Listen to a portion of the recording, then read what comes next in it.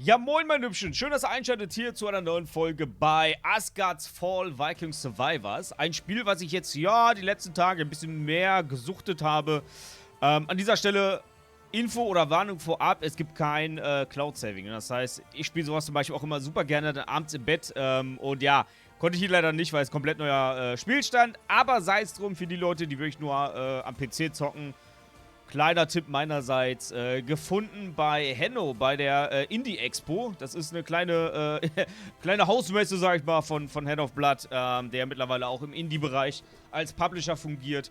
Was ich sehr begrüße übrigens, weil so komme ich natürlich auf echt geile Spieleperlen, wie hier in dem Fall Asgard's Fall. Und ich wollte euch das hier einfach mal zeigen. Ich habe sie parallel mal auf Steam offen, ne? Also ist aktuell in der Demo, könnt ihr for free runterladen. Release-Date wurde bis jetzt noch nicht kommuniziert, aber ich glaube, das hat echt Potenzial und so für zwischendurch mal eben ein bisschen schnetzeln, finde ich sehr, sehr gut gelungen. Ich zeige euch das mal, ne? Ich habe natürlich hier schon 3-4 Stündchen drin, ne? Also ich bin dabei, Optionen bitte hier automatisches Zielen reinmachen, damit ihr es auch mit einer Hand spielen könnt. Was die andere Hand macht, ist euch überlassen, das möchte ich euch hier nicht predigen, ne? Feel free. Also, wir haben jetzt hier das Lager. Es gibt aktuell in der Demo zwei verschiedene Klassen. Einmal den Krieger und einmal eine Jägerin mit Piu, Piu, Piu, Pfeil und Bogen, ihr kennt's. Wir bleiben mal auf Krieger, ich komme mit denen am besten klar. So, dann haben wir hier was ist das, ein Blutopfer, genau. Hier können wir einstellen, hier können wir die Schwierigkeitsstufe für jeden Run einstellen, ne? Also zum Beispiel, ich bin halt ein großer Freund von vielen Gegnern, weil, Achtung, viele Gegner heißt auch im Umkehrschluss viel EP, viel Loot, was ja erstmal gut ist, ne? Würde ich am Anfang vielleicht noch nicht machen, weil da habt ihr einfach keine Power, ne? Also, die Gegner sind einfach zu hart. Wir lassen das jetzt hier, wir machen 100% erhöhte Anzahl der Gegner, finde ich Bombe. Dann haben wir hier einen Stein von Seidere. Hier könnt ihr eure Skills bzw. eure Perks verteilen, ne? Wenn ihr, ja, Runs durch habt, kriegt ihr EP. Die EP könnt ihr dann hier quasi gegen Skills eintauschen, beziehungsweise Level, und so euren Char ein bisschen individualisieren. Und es gibt hier wirklich so gewisse Bildmechaniken, auf die man gehen kann, was ich sehr, sehr geil finde, denn im Umkehrschluss haben wir dann hier die Kriegsbemalung. Hier können wir erstmal verschiedene Sachen, oder anders, ich fange hier bei den Pigmenten an. Wenn ihr Monster killt, kriegt ihr Pigmente, epische Pigmente, legendäre Pigmente, ne? Und mit diesen Pigmenten könnt ihr gewisse Runen hier freischalten, ne? Das heißt, da unten drunter rechts seht ihr es. Warte mal, gucke ich überhaupt richtig? Ja, ich gucke richtig. Ja, ist perfekt. Cool. Ja, genau. Hier seht ihr zum Beispiel, da fehlt ganz rechts 0 von 15. Also die müsste ich irgendwo farmen. Ich weiß, doch, irgendwo gibt es die. Ich weiß nur nicht wo. Werden wir gleich sehen. Und ja, es gibt natürlich auch verschiedene, ne? Also von episch bis legendär. Und dann seht ihr, die sind natürlich schon ein bisschen teurer. Und ja, so könnt ihr die Mats quasi ausgeben. Und dann habt ihr hier in der Mitte diesen Space, diese Tasche, sage ich mal, wo ihr dann dementsprechend das, was ihr hier freischaltet, auch reinziehen könnt, ne? Hier zum Beispiel bei Werte gibt es halt, wenn ihr 1 freischaltet, direkt immer 3, ne? Also hier zum Beispiel 3-mal Schock, Chance von je 5%, 3-mal Rüstung, je 5%, Lebensregeneration 3-mal, kann man halt hier reinziehen, ne? Und sich so seine aktive Kriegsbemalung individualisieren. So, jetzt haben wir es. Meine Fresse. Und ja, so kommt man halt wirklich dahin, dass ich jetzt gesagt habe, zum Beispiel, ich möchte ein Bild spielen, der hier auf Feuer geht, ne? Also ich werde jetzt hier im nächsten Run wirklich gucken, dass ich auf Feuer gehe, denn ich kann schon mal ein bisschen vorwegnehmen. Es gibt hier ich will nicht sagen Skill, ich weiß nicht genau, wie man es schimpft, wir werden es gleich mal sehen. Für alle 10 Gegner, die von Feuer betroffen sind, kriege ich 1% Heilung. Was natürlich einen schönen AOE-Damage dann hat, beziehungsweise auch, ja, mit einer AOE-Damage skaliert.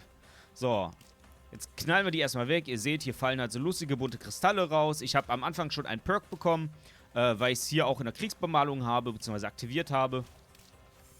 Und ja, was haben wir denn hier? Sengende Hitze. Er schafft eine permanente Aura um dich herum, die Gegner schädigt und entzündet. Das ist genau das, was wir brauchen. Ich klicke mal drauf und jetzt seht ihr, jetzt kommt hier so eine kleine Aura. So, ich nehme einmal diesen Schrein hier ein, kriege dadurch 4% dauerhaft Rüstung.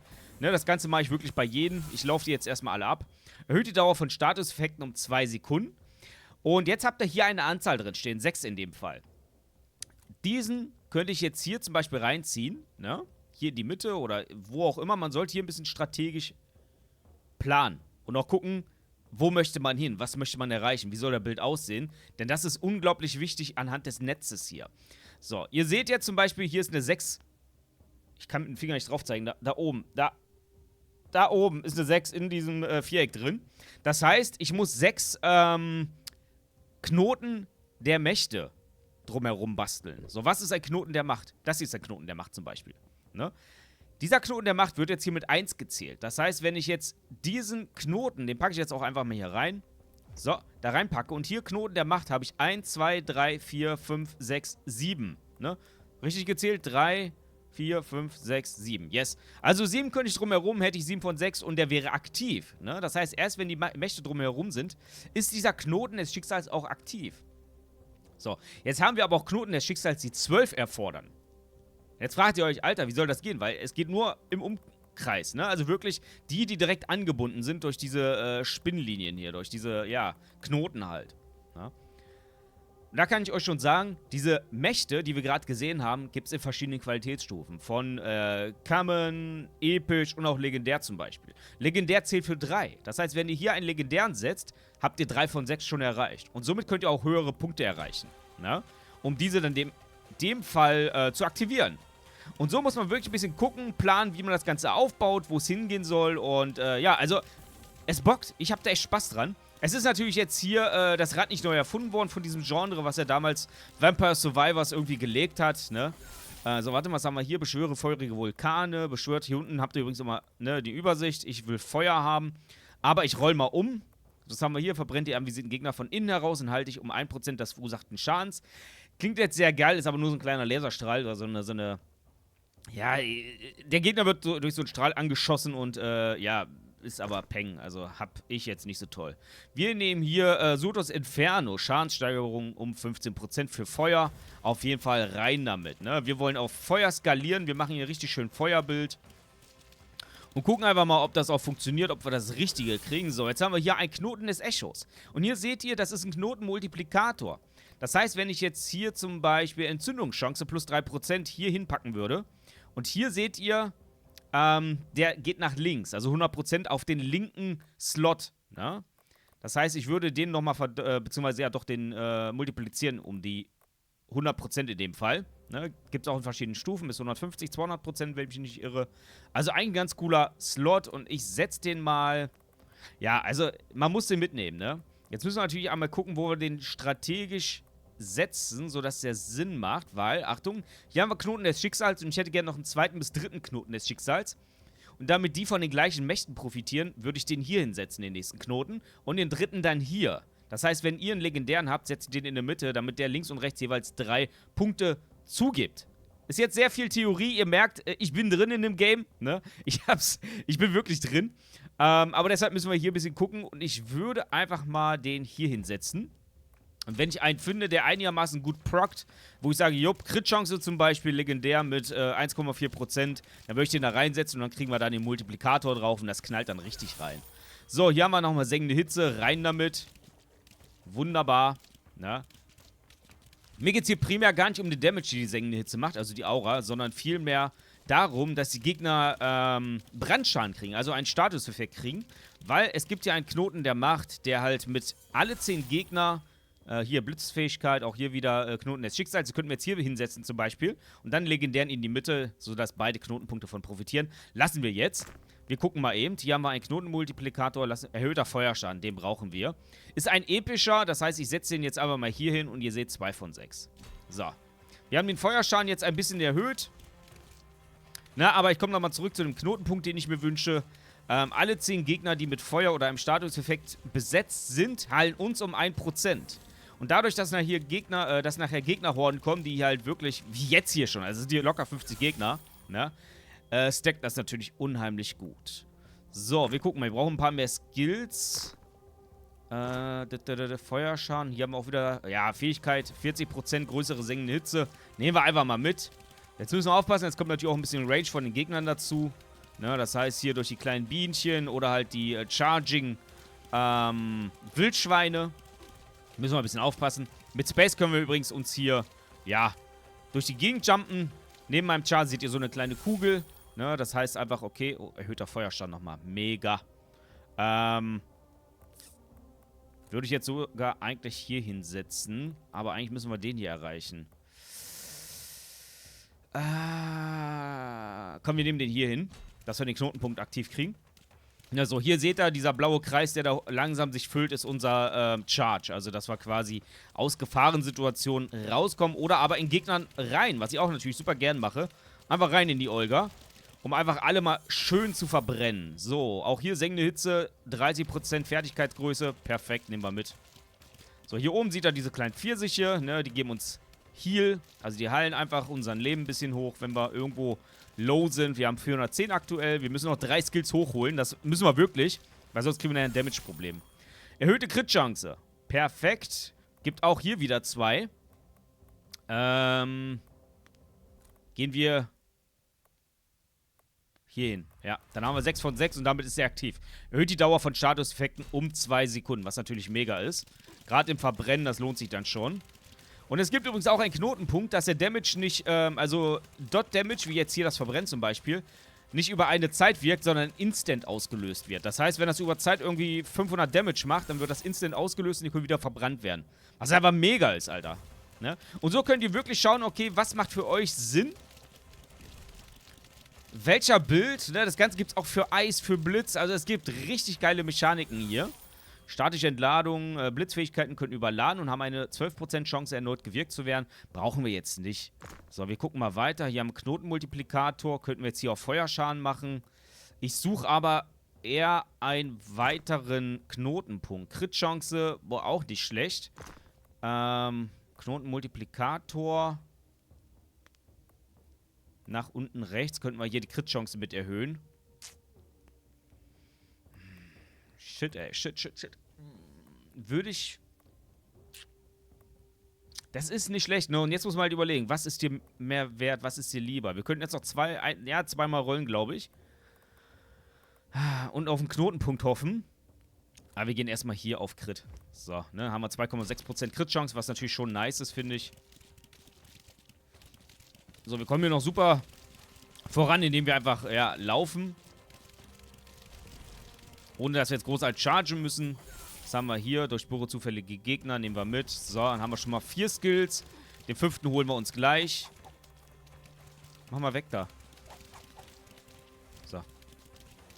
Das Ganze, wie gesagt, noch in der Demo, ne? Also, wenn ihr hier Bugs entdeckt oder sowas, dann sei das verziehen. Die Demo ist for free. Ich finde es übrigens allgemein mega geil, dass viel mehr Publisher jetzt wieder auf Demos gehen. Also, wenn du überlegst, jetzt gefühlt... gibt es von jedem zweiten Game wieder eine Demo. Das war ja echt über Jahrzehnte gar nicht der Fall. Du erleidest 1 Schaden pro Sekunde, hältst aber 10% Lebensentzug. 10% Lebensentzug braucht man nicht. Unterkühlungschance. Was haben wir hier? Berserkerwut. Heile für 1%, nachdem Feuerfertigkeiten 10-mal ausgelöst wurden. Genau das brauchen wir. Den setzen wir jetzt hier neben. Und der profitiert natürlich schon von dem linken. Perfekt. Das war das, was ich meinte. Weil dadurch kriegen wir jetzt einfach einen schönen autarken Heal dazu, was ich natürlich mega feiere. Was ich natürlich mega feier. So. Meine Güte, Kraxel, was heute mit dir los? So, hier ist nur Müll dabei. Hier, Feueraura, 40%, größerer Radius. Perfekt, nehmen wir mit. So. Man sollte die Ecken auch wirklich immer wieder mal ablaufen, weil diese Buffs können hier und da wieder neu spawnen. Ich habe noch nicht rausgefunden, woran das gekoppelt ist. Ob das irgendwie nach einer gewissen Zeit ist oder... irgendwelche Events erfolgen müssen, I don't know. So, den haben wir auch. Gab noch 3% Sonderrüstung. Perfekt. Knotenmultiplikator. Ja, lassen wir. Was haben wir hier? Blitzfertigkeit nochmal. So, Angriffsgeschwindigkeit natürlich mega. Ziehen wir hier mit rein. Profitiert davon. 2 von 7. Perfekt. Genau, ach so, wir müssen Knoten erst voll kriegen natürlich, ne? Das heißt, das alles, was wir gerade hier wunderschön sammeln, bringt uns noch nichts. So, hier haben wir einen legendären Perk, beziehungsweise legendären Skill, Blutschleier. Ja, ist halt physisch, ne? Wir gehen hier nicht auf physisch, dementsprechend ist mir das egal. Explodierende Äxte, mega. Das ist ein richtig geiler Skill, der haut rein. Kann ich euch nur empfehlen. Der schmeißt halt Äxte in die Gegnermassen rein und die explodieren. Beziehungsweise der Hammer explodiert. So, kritische Trefferchance, auch hier nochmal rein. Zack. 6 von 7. Mal rausdashen. So. Bisher habe ich übrigens einmal einen kompletten Run geschafft. Das heißt, bei Minute 10 kommt ein Gegner dazu. Und bei Minute 20 kommt jetzt, also nicht ein Gegner, sondern ein Boss, ne? Und bei Minute 20 ist dann der Endboss. Beide aber machbar, wenn man ein bisschen weiß, wie man die hitten muss. Beziehungsweise wie man die, ja, wie die Angriffsmuster sind. Die machen halt verschiedene Wellen an Skills und dementsprechend müsst ihr einfach wissen, okay, wie läuft man das Ganze. Ist ein bisschen tricky für die ersten 2-3 Mal, wenn ihr es raus habt, aber ganz easy. So, Feuerausbruch, Glutaxt nehmen wir mit. Wobei, nee, hier haben wir 2. Also hier seht ihr, ne, das ist umrandet in blau. Das heißt, das ist rar. Können jetzt aber auch weiter. Komm, wir nehmen das erstmal mit.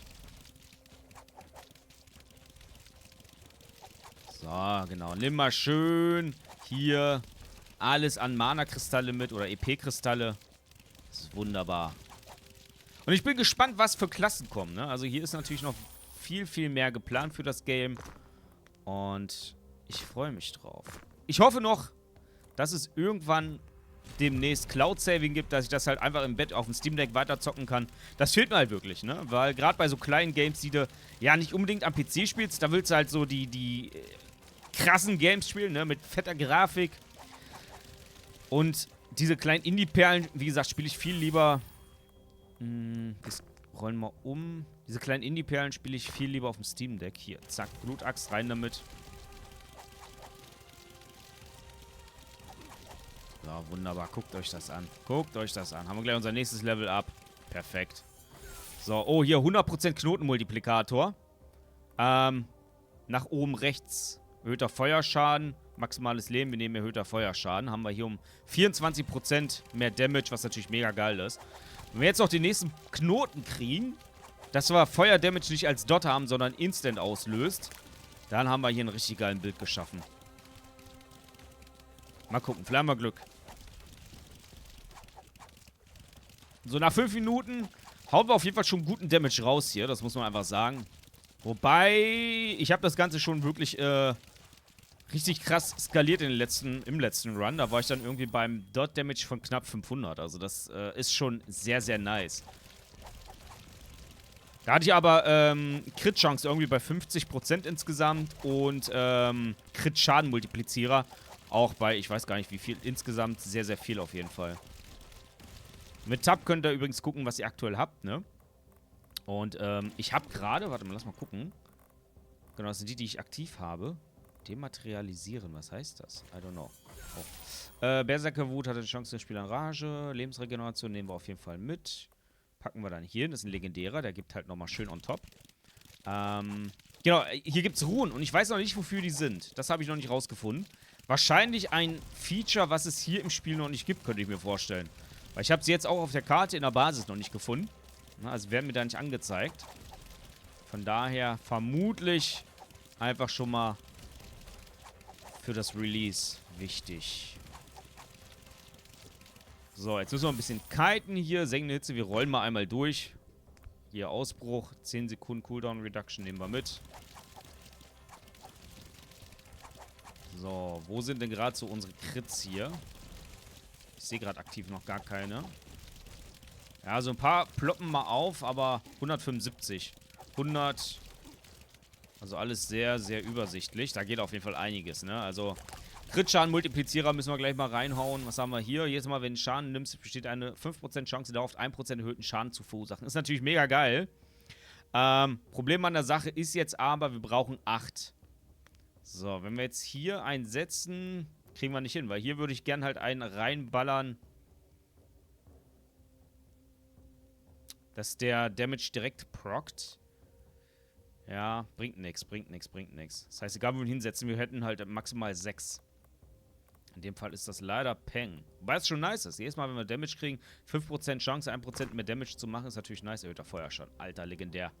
Ich werd verrückt. Ich werd verrückt. Eigentlich müssten wir den hier hinsetzen, ey. 100% Boni. 34% Feuerdamage. Mega. Nehmen wir mit natürlich. Das lassen wir uns nicht zweimal sagen, Leute. So, die Rune nehmen wir uns auch mit. Haben ist besser als brauchen, ne? So, langsam wird es hier ein bisschen tricky. Ihr seht, jetzt kommen auch mehr Charge-Gegner, mehr Fernkampf-Gegner. Da müssen wir ein bisschen aufpassen. Bisschen mehr kiten. Senkende Hitze, rein damit. Dass wir die nachher schön nach oben procken. So, wunderbar. Gucke mal. Es ist doch ein Träumchen, Leute. Ein Träumchen. Es geht voran. So, jetzt werden wir verfolgt von irgendwelchen komischen Pfeilen. Müssen wir ein bisschen aufpassen. Aufpasse! Oh, Lebensregeneration. Packen wir mal hier mit drum herum. So. Ja, das heißt, wenn wir gleich einen haben... Ich glaube, die geben jeweils 3, oder? Die legendären. Oder geben die sogar 4? Dann hätten wir den 8er sogar benutzen können, Alter. Oh mein Gott. Ich muss die gleich mal gucken. Die 3 oder 4 geben. Ich weiß es gerade gar nicht. Ja, aber ihr seht, man muss halt wirklich schon ein bisschen taktisch vorgehen. Ne? Mit viel Tick-Tack arbeiten, ganz wichtig. Und so einen leisen Plan haben, wo es hingehen soll im Bild. Damit ihr die Sachen halt dementsprechend schon ausrichten könnt. Boah, guckt euch das an hier. Alter Falter.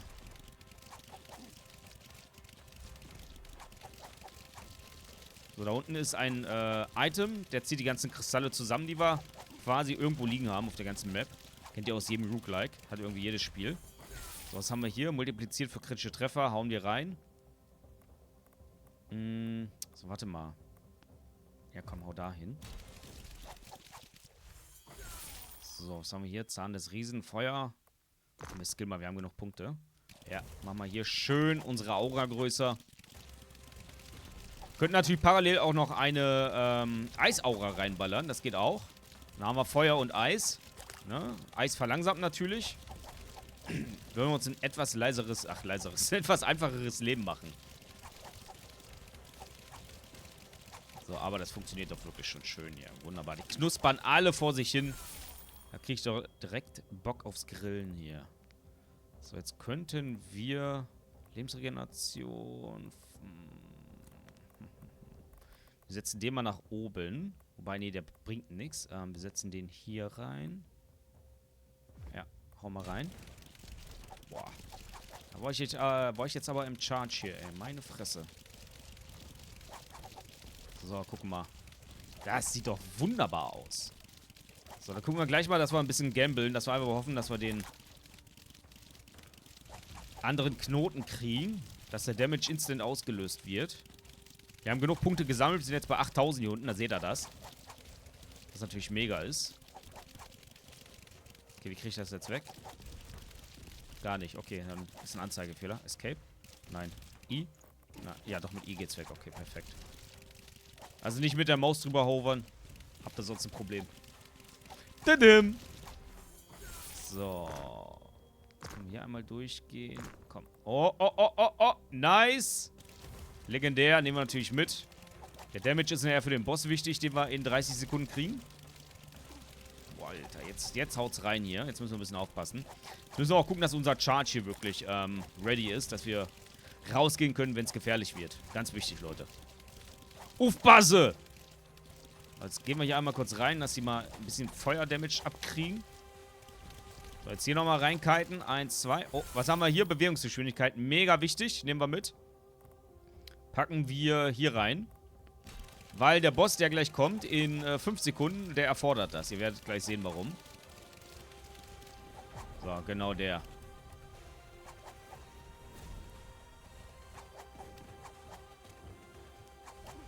Ja.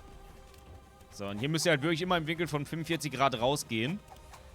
So, hier können wir dann einmal drum herum, dass er auch ein bisschen Feueraura kriegt.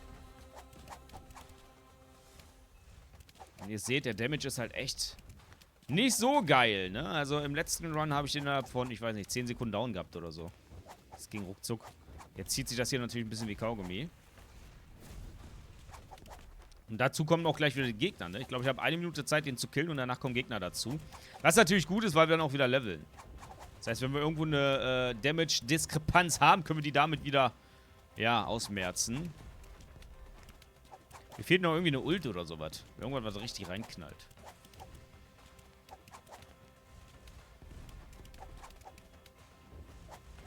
So, wir sammeln mal eben die Kristalle auf. Komm mal her hier. Oh, oh, oh, oh, oh. So, okay, bei 11 Minuten sind wir mittlerweile. Noch kommen keine Gegner dazu. Wir haben ungefähr 40% weg, schätze ich mal.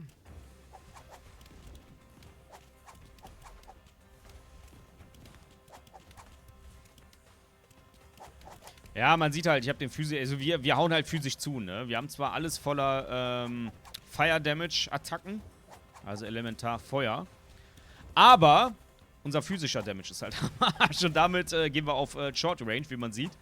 Und dementsprechend dauert das ja alles ein bisschen länger. Gehabt Geduld, ne? Holt euch einen Kaffee, geht aufs Töpfchen, das kann noch eine Weile dauern. So, aber schreibt mir gerne mal in die Kommentare, würdet ihr gern mehr solcher Spieleperlen sehen? Hättet ihr da Bock drauf? Weil sagt, das ist so ein Genre, das habe ich für mich entdeckt. Ich habe da sehr, sehr viel Spaß dran. Hab da, glaube ich, allein jetzt 20 verschiedene Spiele installiert, die ich teste. Und ja, also mir macht's Bock. Mir macht's wirklich Bock. Also müssen wir ein bisschen aufpassen hier. Jetzt kommen nämlich diese Viecher dazu. Und die sind noch mal ein bisschen ekliger. Da, ihr seht's. Aber jetzt leveln wir auch wieder, was natürlich mega ist. Alter, ey. So. Ja. Okay, warte mal. Hier Ausbruch. Nehmen wir mal einen mehr.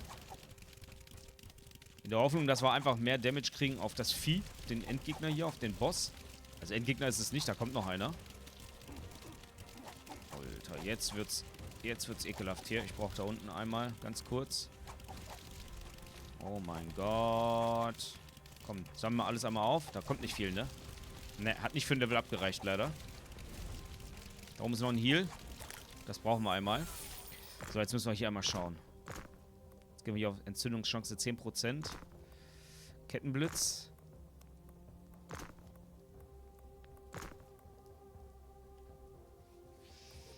Boah, scheiße. Ah, guck mal, teuer. Knotenmultiplikator. Könnten wir...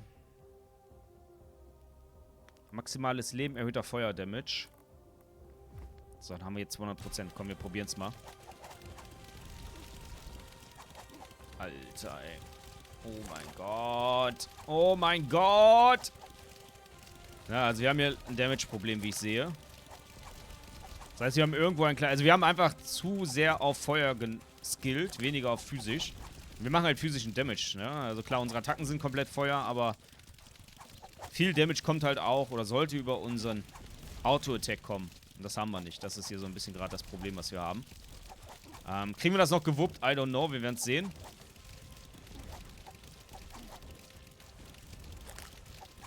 Wir werden sehen. Okay, was haben wir hier? Schadenssteigerung. 120%. Nehmen wir mit.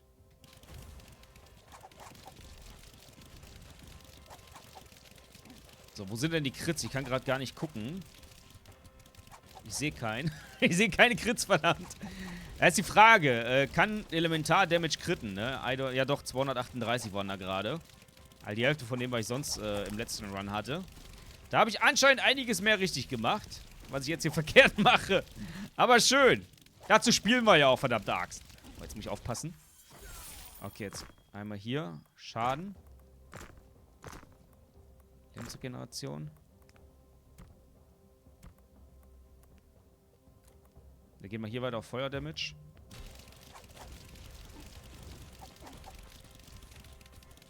Dann wuseln wir uns einmal schnell hier durch. Machen wir mal schön rein da. Aber der Boss ist gleich down. Ja, jetzt bewegt sich auch ein bisschen mehr. Also es scheint Wirkung zu haben.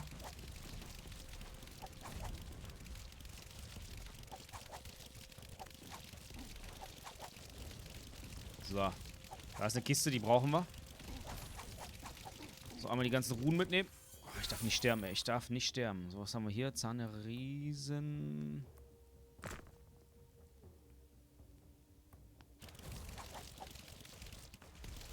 Ich muss das dann irgendwie aufsammeln da oben. Hab's. So, jetzt einmal hinten zu den lieben Pfirsichen gehen. Und dann nochmal schön einen durchknuspern hier. Guck mal, wir haben eine schöne Monstergruppe. Wenn wir da einmal reingehen. Oh, was haben wir hier? Knotenmultiplikator. 150%. Das ist natürlich mega nice. Erhöhter Feuerdamage.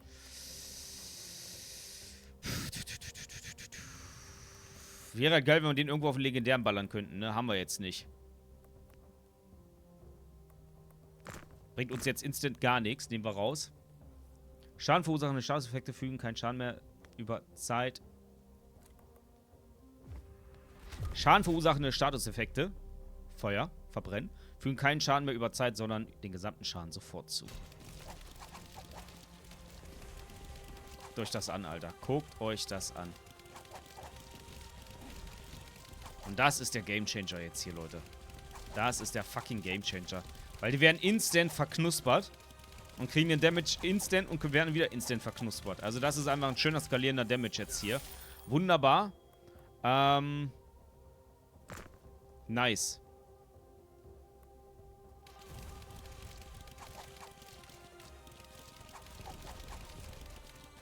Mega, Leute. Guckt euch das an. Sehr gut, das hat funktioniert. Puh, nochmal Schwein gehabt, Alter, ey. Meine Fresse.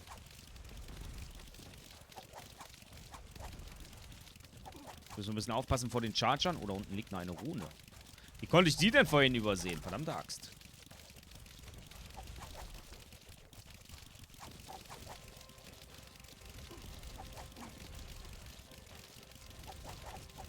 So, meine Vulkane ballern. Sehr schön. So, die müssen wir tot kriegen hier, die Viecher. Sind echt doof. Die machen halt diese scheiß Area Damages. Töten eines brennenden Feindes hat eine... Okay. Der braucht 9. Wie viel bringen die? Das wäre interessant zu wissen, ey. Jetzt habe ich hier einen legendären. Komme ich nicht ran. Komme ich never ever ran. Hier sind legendäre. Mal, die bringen 6. 3, 3. Das heißt, die legendären bringen 4. Wir bräuchten 4. Bringt nichts. Also, bräuchte einen, der mindestens 5 hat. Ne, kriegen wir nicht hin. Shit. Wilder Feuerdamage hätten wir hier nochmal. Den könnten wir auch so setzen, dass wir im Idealfall den noch multiplizieren können. Wir hauen den mal hier rein. Dass wir noch einen Knoten finden, weißt du?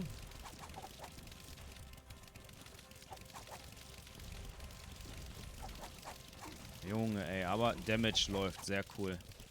Aber irgendwie scheint mir der Perk buggy zu sein, dass wir geheilt werden für alle 10 Feuer.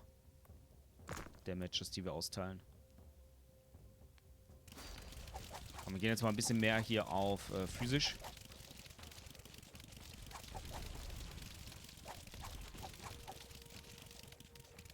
Das skaliert natürlich auch super unser Crit mit rüber. So 6. Physischer Schaden hat eine Chance, den Spieler in Rage zu versetzen. 6. Das heißt, wenn ich den hier hochsetze, sollte das funktionieren. Oder aber hierhin, weil hier ist auch ein... ach nee, ist nur ein Knotenpunkt. Okay, das ist... Nee, Knoten der Macht? Doch, ist ein legendärer. Das heißt, wenn ich den hier hinsetze, fehlt einer. Das heißt, der bringt 2. Und der bringt 3. Okay, krass. Ja, verkackt. Einfach verkackt, Alter. Junge. Na gut, nicht schlimm.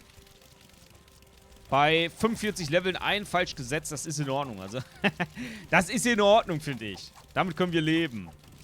So, jetzt gehen wir mal einmal hier durch. Wir müssen hier einmal alle durchknuspern hier. Einmal schön die Grillsaison eröffnen bei echt 15 Grad Temperatur, die ich hier gerade im schönen Münsterland habe. Da kann man doch nicht meckern, ey. Ganz ehrlich. Da kann man hier auch mal einen durchknuspern. Wunderbar.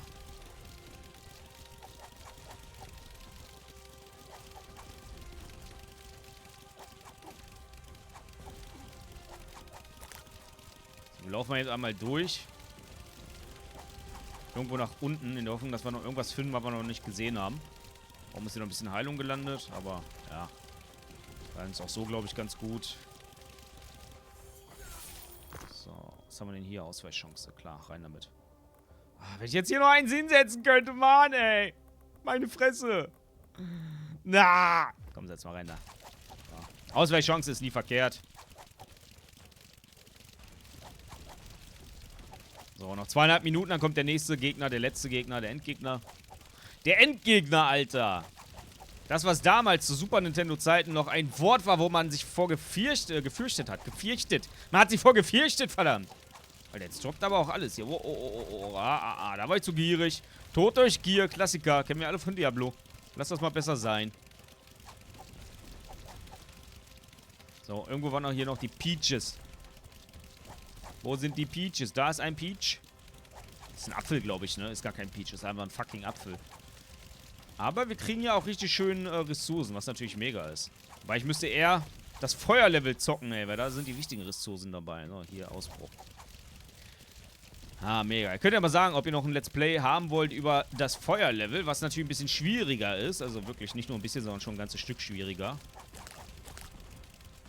Würde mich mal interessieren. Was ihr allgemein zu dem Genre sagt. Sagt ihr, ey, Kraxel, mehr davon, geile Scheiße. Oder aber, meh, gib uns Diablo, nur Diablo, Diablo unser. Dein Loot komme, deine Blutmutter geschehe.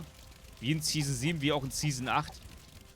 Schreibt es in die Kommentare, würde mich riesig interessieren. Wenn ihr überhaupt bis dahin noch das Video am Laufen habt. Was natürlich auch wieder so eine Sache ist, ne? So, wir gucken mal eben. Ausweichchance, Angriffsgeschwindigkeit. Hauen wir rein nach.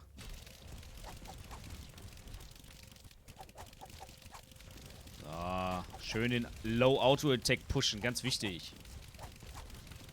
Jetzt wäre so ein Item nice, dass die ganzen Kristalle, die EP-Kristalle wieder zusammenzieht. Das wäre klasse. Da würde ich mich freuen. Manometer. Ist aber nicht. So, komm, hier, holen wir den Level ab. Was haben wir hier? Oh, blutiges Pigment, glänzendes Pigment und uraltes Pigment. Aber wir gehen mal weiter auf Damage. Oh. Komm, sengende Hitze. Noch ein bisschen mehr Radius hier. Ganz wichtig. Mehr Radius, mehr Knusper.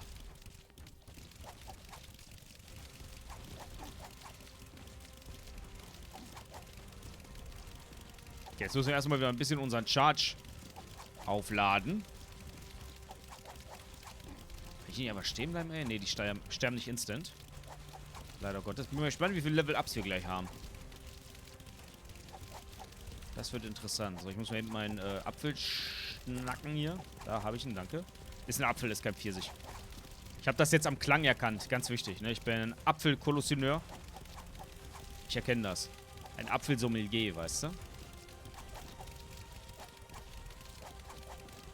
So, gleich haben wir unser nächstes Level up. Und da kommt der Gegner.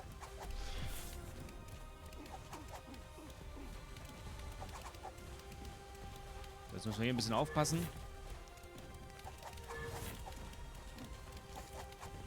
Klappt nicht so gut mit aufpassen. Okay, wir müssen mehr in Distanz gehen, ey. Wir müssen hoffen, dass unsere Skills einfach ein bisschen was ballern hier. Ist natürlich jetzt nicht ganz so optimopti.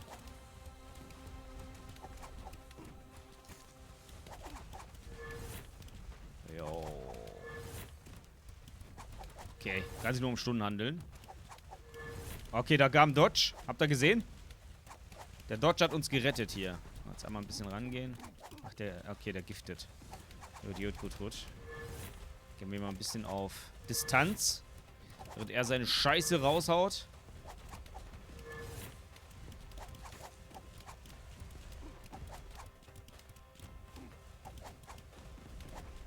Aber sehr gut. Wir heilen uns auch ein bisschen.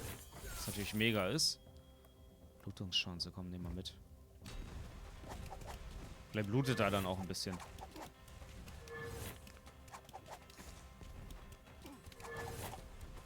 Aber guck mal, das läuft doch echt gut. Also der zweite Boss ist einfacher als der erste, wie ich finde. Den zweiten habe ich instant immer gekillt. Das heißt immer, ich war hier erst einmal, also. Aber beim letzten Mal auch instant gekillt, ohne Probleme. Jetzt müssen wir ein bisschen aufpassen. Jetzt werden wir gierig, glaube ich. Oh, jetzt hat er auch ein bisschen mehr Gift, was er hier raussprüht, diese kleine Dreckige. Ich glaube, wir können stehen bleiben. Da haben wir es. Nice, Leute. Guckt euch das an. Mega. Mega! So, alles einsammeln, die ganzen Ruhen, wofür ich nicht weiß, wofür sie sind. Was eine Runde, ey. Meine Güte. So, mal gucken. Entzünden hat den meisten Damage gemacht. 4 Millionen. Wahnsinn. Also der Bild hat natürlich... Das ist ein Bild, der ist am Anfang sehr schwach, geht nach hinten raus, aber richtig gut von der Hand, ne? Muss man einfach sagen. So, und wir haben 2 Level-Ups gehabt. Das heißt, wir gehen einmal zurück. So, was haben wir hier? 2 Punkte, die brauchen 0 von 4. Wow. 0 von 1. Dein Schaden wird um 2% für jede eine Rüstung erhöht, die du hast. Das ist natürlich auch geil. Wenn du unter 20% Gesundheitsfeld erhältst du vorübergehend 40% erhöhter Angriff. Bewegungsgeschwindigkeit. Heile 5% deiner fehlenden Gesundheit, nachdem du 100 Feinde getötet hast. Bis zu 50% Gesundheit erreicht hast. Ach, das ist ja geil, Alter. Gerade am Ende ist das natürlich schon mega, finde ich. Können wir aber nicht. Müssen hier, glaube ich, erst rein skillen. Erhöht die Reichweite. Okay, perfekt. So, jetzt könnten wir hier mal eben schauen. Und haben wir hier irgendwas noch? Okay, hier fehlen halt die Feuerdinger. Und dieses letzte Affix da unten mit diesen... Ei, was ist das? Warte mal. Dieses letzte... Doch, das ist es, glaube ich, ne? Warte mal, in der Mitte. Ich guck nochmal. Ja, das ist... Okay, das gibt's im Feuerlevel. Das heißt, wir müssen das Feuerlevel als nächstes zocken. Ihr könnt ja mal sagen, ob ihr da Bock drauf habt oder nicht. Würde mich interessieren. Und, ja. Danke fürs Einschalten. Zieht's euch gerne. Link findet ihr in der Beschreibung. Und dann sehen wir uns im nächsten Video. Danke euch für euer Feedback. Bussi auf Bauchi, Küsschen aufs Nüsschen. Bis dahin. Macht's gut. Ciao, ciao.